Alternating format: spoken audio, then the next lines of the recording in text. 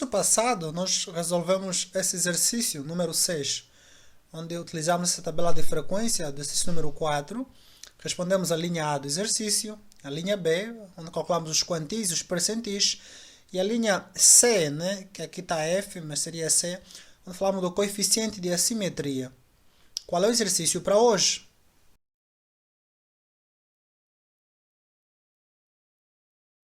Hoje vamos resolver o sétimo exercício e vamos construir uma tabela de frequência para variáveis quantitativas contínuas.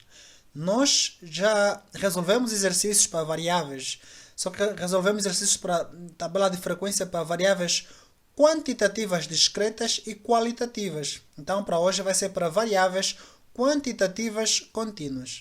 Então, exercício número 7 diz assim: uma equipa de um hospital central português, responsável pela consulta da obesidade, desenvolveu um estudo no qual escutou 60 doentes, escolhidos aleatoriamente dentre todos os seus doentes desse hospital central, relativamente ao consumo de óleo vegetal, mais concretamente ao número de vezes que consumiam óleo vegetal por semana. Os resultados a que chegaram encontraram-se resumidos na tabela abaixo. Então a tabela é esta. E a pergunta A diz assim: complete a tabela, ou seja, complete a tabela de frequência. Então, este é o número de vezes que por semana consomem óleo vegetal, que também são distribuídos por classes, né? Essas são as classes. E aqui temos a frequência relativa acumulada.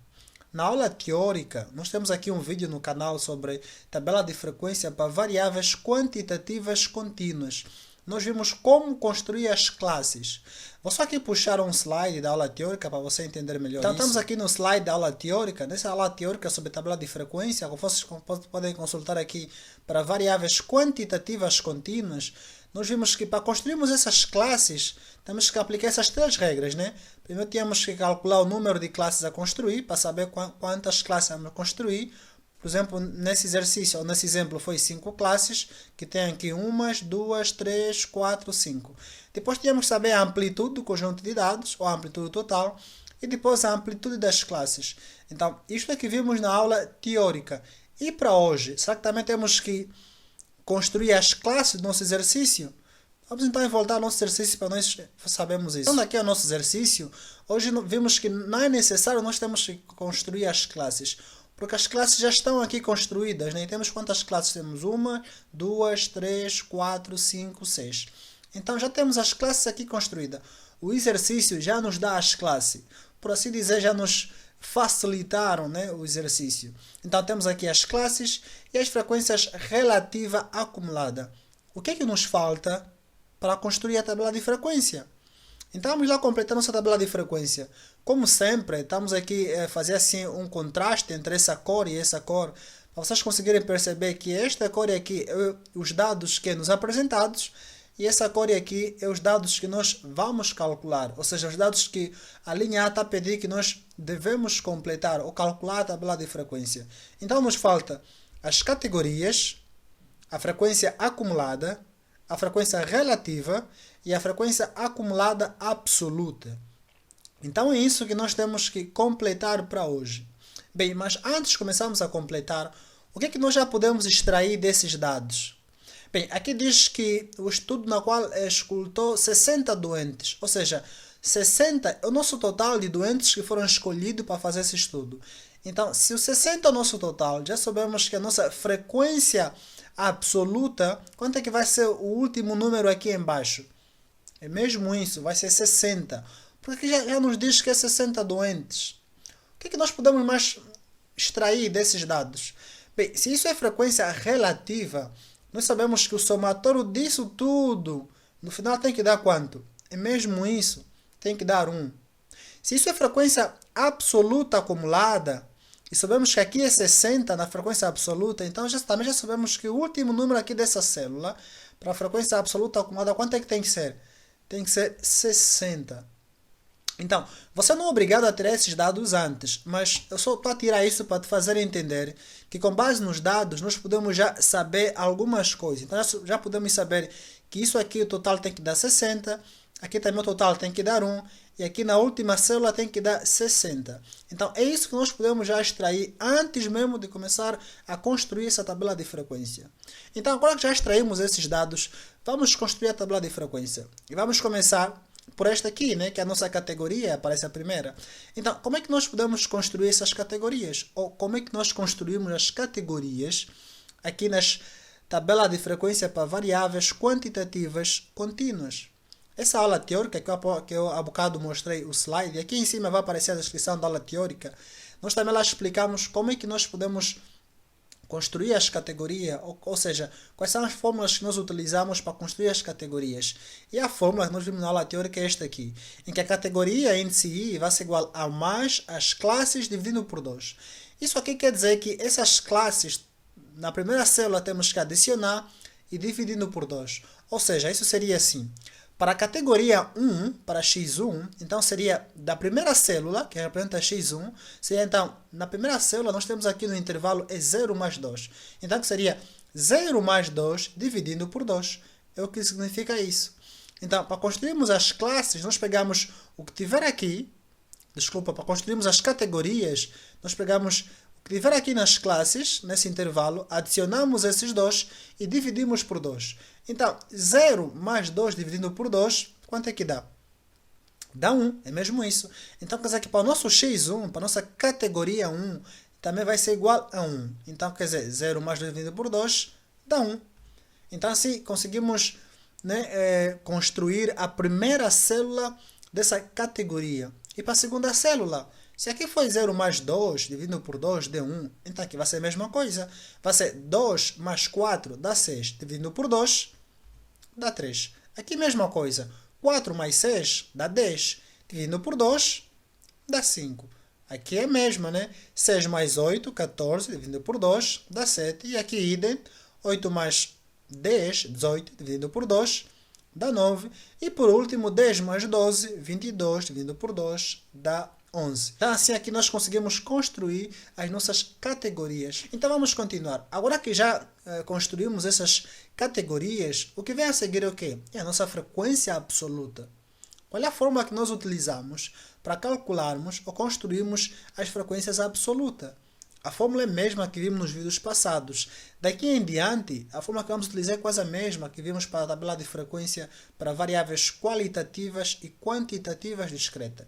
Então, a fórmula que nós temos é essa aqui, em que frequência relativa vai ser igual a frequência absoluta dividindo pelo n total. Bem, nós nos dados temos o n total, temos aqui o nosso n total, que é 60. Temos a frequência absoluta? Não, está vazio. Temos a frequência relativa? Também não, está vazio. Então, como é que vamos calcular isso? É impossível. Nós precisamos de no mínimo 2 dados para podermos calcular isso, não é verdade?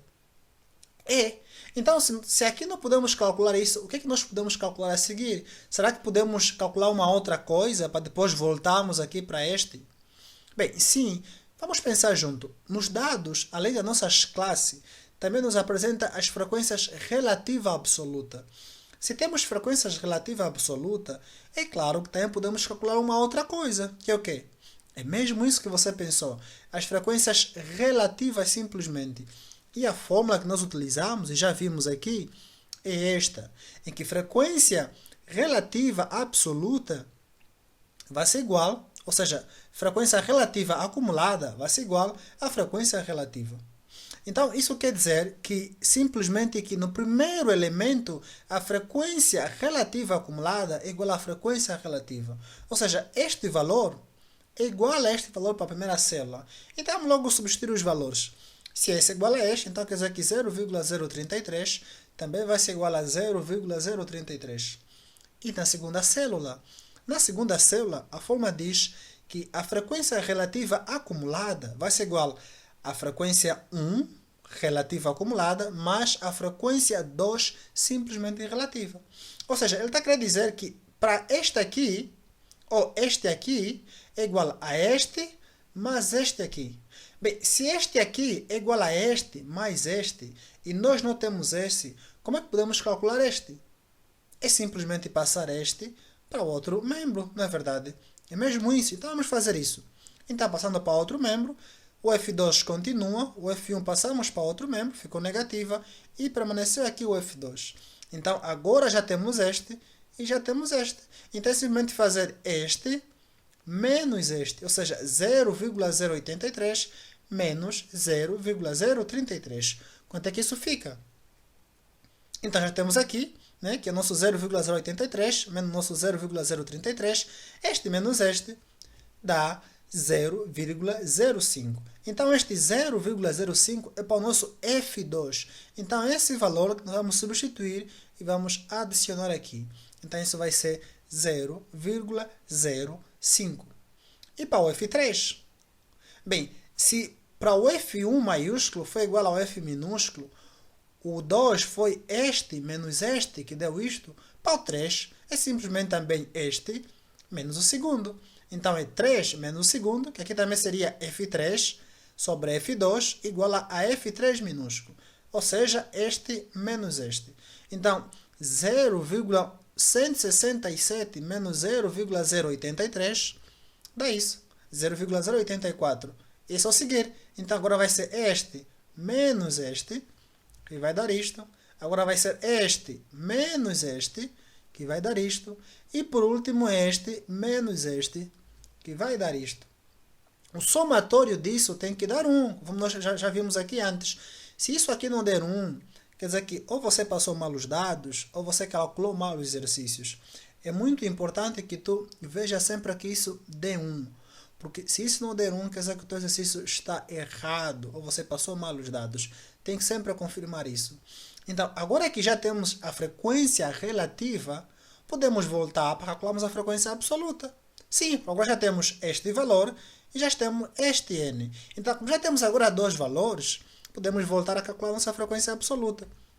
Então, voltando, como é que vai ser? Vamos pegar então essa fórmula aqui, vamos passar para aqui, para esse lado. Simplesmente vamos já isolar o n e, então, pegamos simplesmente esse n, passamos para o outro llado. Então, temos aqui o nosso ni, que vai ser igual a este vezes este. Como este estava a dividir, quando passa para o outro lado, fica a multiplicar.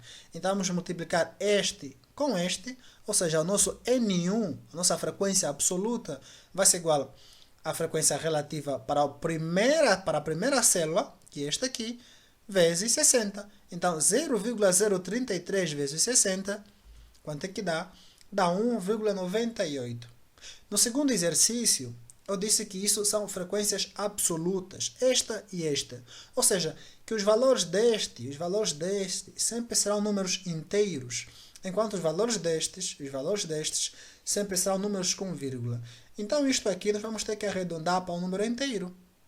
Será que vamos arredondar por defeito? Não tem lógica, porque isso é 1,98. Vamos sim arredondar por excesso, né? Então, isso arredondado, quanto é que vai ser? Vai ser 2, é mesmo isso. Então, para a segunda célula, quanto é que vai ser? É simplesmente multiplicar agora o segundo por 60. Ou seja, 0,05 por 60. Quanto é que dá? Dá 3. Agora, 0,084 vezes 60 vai dar isso. Este aqui vezes 60 vai dar isto. Este aqui vezes 60 vai dar isto. E por último, este aqui vezes 60 vai dar isto. Agora vamos consultar se de facto isso dá 60. 5 mais 3, 2 mais 3, 5, mais 5, 10, mais 10, 20, mais 15, 35, mais 25, mais 5, 40, mais 20, 60. Então está aqui. Quer dizer que está correto. É muito importante que você consulte isso para saber se a tabela que está a construir está certa ou não. O que é que esses dados que nós obtivemos agora na frequência absoluta quer dizer? Nós vimos que o problema diz que auscultou 60 doentes. Então isso quer dizer que no intervalo de 0 a 2 houve 2 pessoas, ou seja, 2 doentes. No intervalo de 2 a 4 houve 3. No intervalo de 4 a 6 houve 5. No intervalo de 6 a 8 houve 10. No intervalo de 8 a 10 houve 15. E por último, no intervalo de 10 a 12 houve 25 casos. O somatório desses todos os casos, desses doentes, é que totalizou o número de 60. Então, é isto que esses números, ou esses resultados, querem dizer. Agora, simplesmente nos falta preencher esse aqui, né? que é a nossa frequência absoluta acumulada. Como já vimos na frequência para a construção de tabela de frequência para variáveis qualitativas e quantitativa discreta, a fórmula é a mesma. Ou seja, nas frequências absoluta acumulada, a fórmula é a mesma como esta. Isso aqui é como se tivesse aqui N1 maiúsculo sobre N1 minúsculo. Ou seja, então o primeiro valor deste vai ser sempre igual ao primeiro valor deste. Então 2 vai ser igual ao 2. No segundo valor, o que é que nós fizemos? Simplesmente esse mais esse. Ou seja, 3 mais 2. Quanto é que dá 3 mais 2? Dá 5. O terceiro é 5 mais 5. Dá 10. Depois 10 mais 10. Dá 20. Depois 15 mais 20. Dá 35. Depois 25 mais 35. Dá 60. Aqui também sempre tem que ser, nessa última célula, tem que dar sempre o mesmo valor que deu aqui o total. Se não der, quer dizer que ou passamos mal os dados ou calculamos mal os dados. Então, este era a resposta da linha A, que pedia para calcularmos a tabela de frequência. Então, é assim que nós calculamos uma tabela de frequência para variáveis quantitativas contínuas. Qual é o exercício do próximo vídeo?